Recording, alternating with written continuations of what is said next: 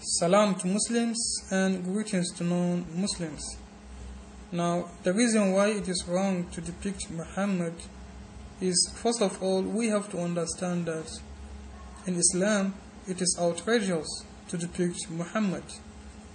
It is unlawful to depict not only Muhammad but other prophets and messengers of Allah. It is prohibited and unlawful to depict them. Now the heckler might say, why is it that under other religious groups this isn't the case?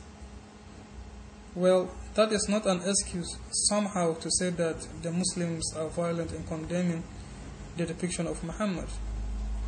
The other religious groups, they have their own belief, and under Islamic Sharia we have our own belief.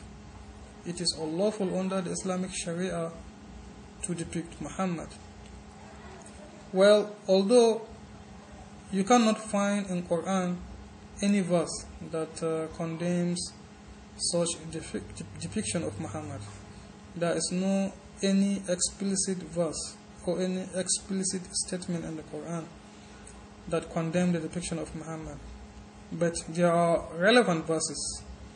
Relevant verses talk about the condemnation of the depiction of Muhammad. And in other hadiths, there are numerous hadiths that condemn such acts. Now, Muslims are not against the freedom of speech or the freedom of the press. We Muslims, we like the freedom of speech and freedom of the press. We adore it, we condone it.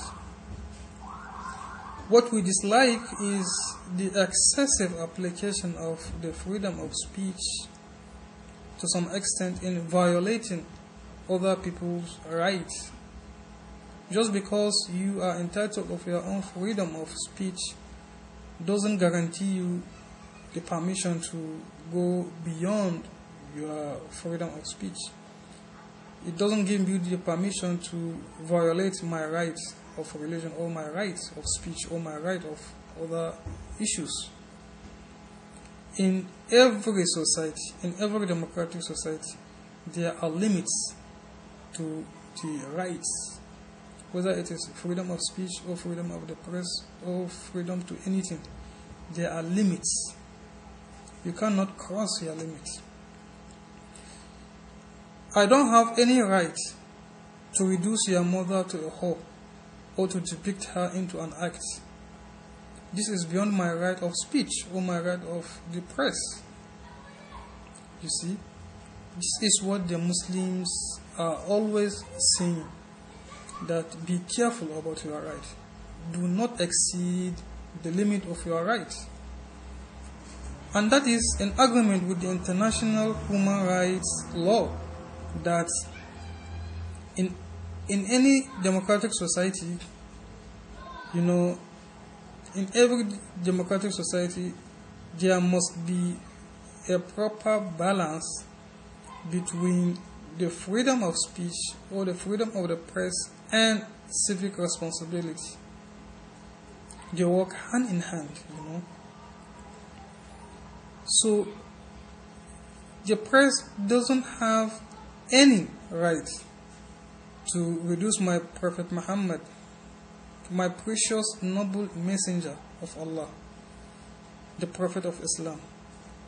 They don't have any right to reduce him into some cartoon, into some ridicule cartoon or some drawings depicting him as having a turban and having a bomb under his turban, or depicting him into a teddy bear or something. You don't have that right. You are not responsible enough. In fact, you don't even know your responsibility as a citizen if you are depicting my prophet as such. This is beyond the limit of your rights. That is all what we are saying. And the media, of course, is against the Islam, is against the Muslims. Whenever the Muslims, protest or propagate that their Islam is under attack, the media will immediately blow it out of proportion advertising it to the world that the Muslims are violent, they are aggressive, they are against the freedom of speech, and so on and so on. This is not what we meant. We simply say, be careful of your right. I am entitled to my right just as you are entitled to your right. Let us be responsible enough. Let us know the difference between attacks and the rights. Everybody is entitled to the freedom of speech and freedom of the press, but we shouldn't exceed our limits. I think we need to understand the frame of our limit of our rights, so that we shouldn't cross the boundaries of our rights. Thank you so much.